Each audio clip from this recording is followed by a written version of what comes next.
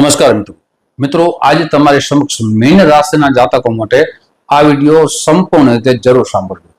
આ વિડીયો ખૂબ જ ખાસ છે।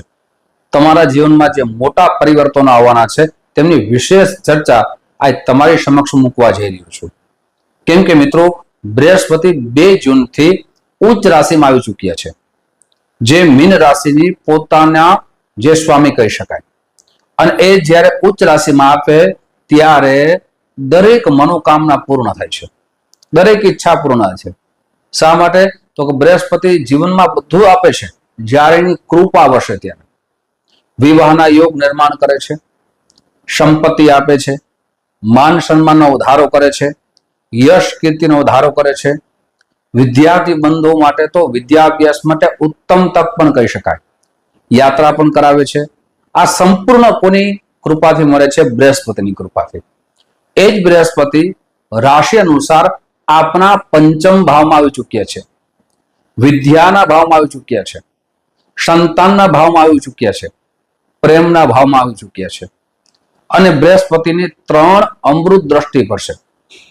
સૌથી પહેલી દ્રષ્ટિ પડશે પંચમ દ્રષ્ટિ નવમ ભાવમાં પડશે, બીજી સપ્તમ દ્રષ્ટિ પડશે એકાદશ ભાવમાં પડશે, અને નવમ દ્રષ્ટિ પડશે એ સ્વયં લગ્નમાં પડશે।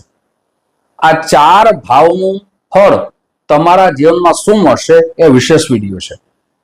સાથે આપને શું સાવધાની રાખવી જોઈએ, શું ઉપાય કરવા જોઈએ એ પણ ચર્ચા કરશું।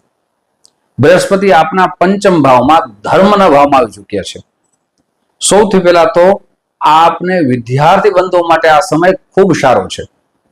2 જૂનથી લઈ અને 31 ઓક્ટોબર સુધીનો સમય આપના માટે સુવર્ણ સમય કહી શકાય। વિદ્યાભ્યાસમાં આપને જે વિઘ્નો આવતા હતા, જે અડચણો આવતા હતા, એ દરેક રીતે અડચણો દૂર થશે, વિઘ્નો દૂર થશે। વિદ્યાભ્યાસમાં આપ જે ક્રમાંકની ઈચ્છા રાખતા હતા એ ક્રમાંક પ્રાપ્ત થશે। સાથે આપને પરિવર્તન કરવાની ઈચ્છા હોય તો આ સમય તમારા માટે દુર્લભ છે, ઉત્તમ છે। આપને કોઈ સ્કૂલ બદલાવી હોય, કોલેજ બદલાવવું હોય, અથવા કોઈ વિદેશમાં ભણવાની ઈચ્છા રાખતા હો તો આ સમયમાં પરિવર્તન કરવાનો સમય છે। સંતાનની ઈચ્છા રાખનારા જે પ્લાનિંગ બનાવતા હતા તેના માટે પણ આ સમય ખૂબ સારો છે। સંતાન બાબતમાં જે પિતા અને પુત્ર વચ્ચે એમ કહી શકાય લડાઈ ઝઘડા થતા હતા, વિવાદ થતા હતા, એ હવે દૂર થશે। પિતા અને પુત્ર વચ્ચે સારો પ્રેમ, એકબીજાને સહયોગ મળશે। અને ખાસ કરીને વિદ્યાર્થી બંધુઓ માટે 2 દ્રષ્ટિ છે। કઈ? તો કે નવમ ભાવને ઉચ્ચ વિદ્યાભ્યાસ ગણવામાં આવે છે, ત્યાં પણ બૃહસ્પતિની દ્રષ્ટિ પડે છે। ઉચ્ચ વિદ્યાભ્યાસમાં પણ વિદ્યાર્થી બંધુઓ માટે ખૂબ સારો સમય છે। આ એજ્યુકેશન આપને પ્રાપ્ત કરવાની મહેનત કરી હતા પણ છતાં ક્રમાંક આવતો ન હતો, એ ક્રમાંક હવે આપને દેખાશે। એમ કહી શકાય મહેનતનું પરિણામ હવે દેખાશે। બૃહસ્પતિની અનંત કૃપા આપણી ઉપર વરસશે।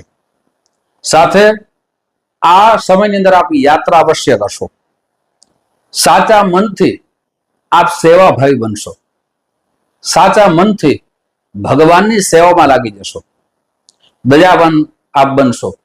આપના જીવનમાં બુદ્ધિના એમ કહી શકાય પરિવર્તન આવશે, આધ્યાત્મિક બની જશો।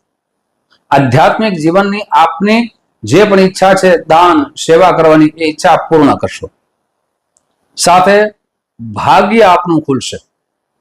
મહેનત કર્યા છતાં આપના ભાગ્યનો સાથ મળતો ન હતો, હવે ભાગ્યનો સાથ મળશે। અને મિત્રો એક વાત યાદ રાખવી ખૂબ જરૂરી છે કે બૃહસ્પતિ ક્યારે અશુભ ફળ આપે છે, એટલે કે જે શું ફળ આપતા હોય એમાં કમી ક્યારે આવે છે એ પણ જાણવું ખૂબ જરૂરી છે। શા માટે? તો કે મીન રાશિના જાતકો તો ઘણા બધા લાખો માણસો હોય, તો લાખો માણસોના જીવનમાં પરિવર્તન આવે? તો કે ના। સૌથી પહેલા તો જેમ ગોચર ગ્રહોનું ફળ મળે એમ જન્મ કુંડળીના ગ્રહોનું પણ ફળ મળે છે। જો આપની જન્મ કુંડળીમાં બૃહસ્પતિ ઉચ્ચ રાશિમાં હશે, જેમ અત્યારે કર્ક રાશિમાં આવી ગયા છે, એમ જો તમારી જન્મ કુંડળીમાં ઉચ્ચ રાશિમાં હશે તો આપે ન વિચારેલું ફળ મળશે।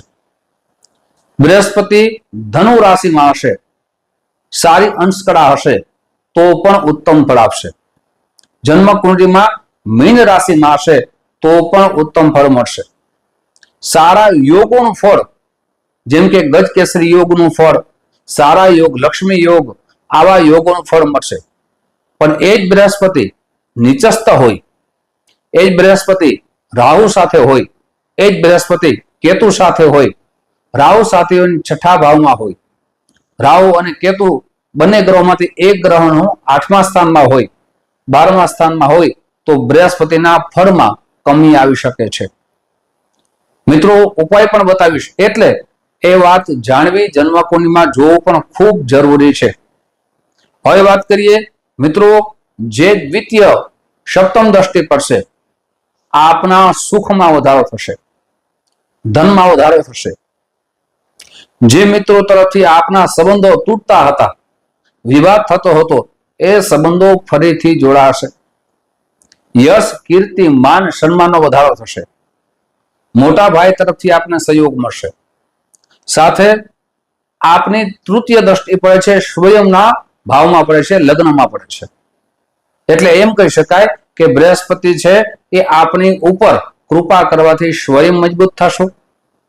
આપના વિચારોમાં પરિવર્તન આવશે, અને આ વિચારો પરિવર્તન આવે ત્યારે વ્યક્તિ પોતાના જીવનમાં પરિવર્તન લાવે છે.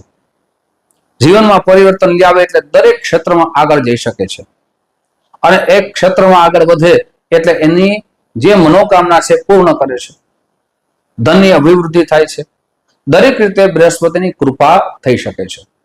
હવે વાત કરીએ ખાસ કરીને સાવધાની, કે આપણે કઈ વાતની સાવધાની રાખવી જોઈએ. જ્યારે માણસ સફળતાના પાયા નાખે છે, સફળતા તરફ પહોંચે છે, ત્યારે સૌથી પહેલા તો સરળ થઈ જવું જોઈએ. જો સરળ ન થઈએ, અભિમાન આવી જાય તો જેટલું માન સન્માન વધ્યું હોય એમાં ઘટાડો થઈ જાય છે. યશ, કીર્તિમાં ઘટાડો થાય છે. વિદ્યા, ધન, સત્તા, સંપત્તિ આ જ્યારે ભગવાનની કૃપાથી મળે ત્યારે જીવનમાં સરળતા ખૂબ જરૂરી છે. જો સરળતા ન રાખીએ, અભિમાન રાખીએ તો આ જતા પણ વાર લાગતી નથી.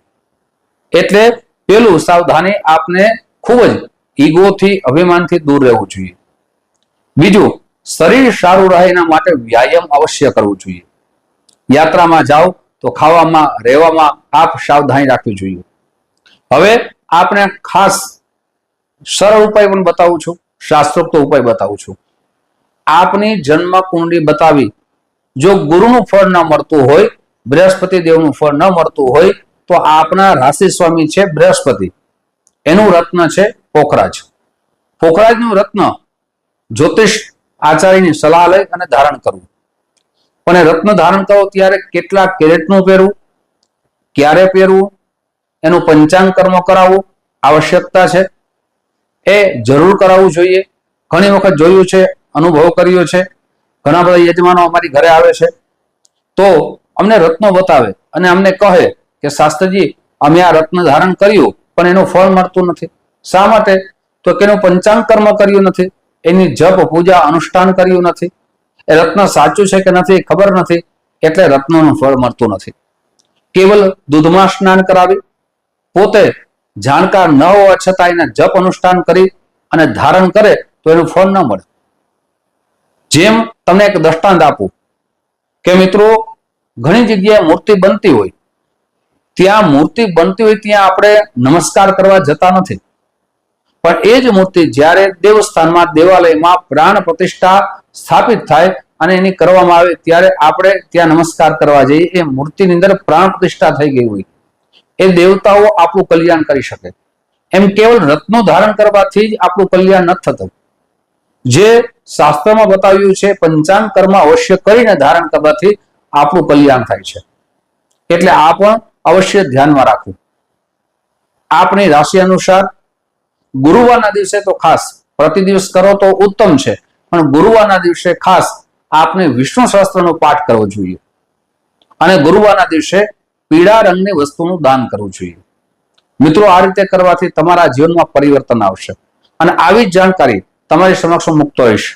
સાથે મિત્રો, પહેલી વખત અમારા ચેનલને જોતા હો તો સબસ્ક્રાઇબ અવશ્ય કરી લેજો.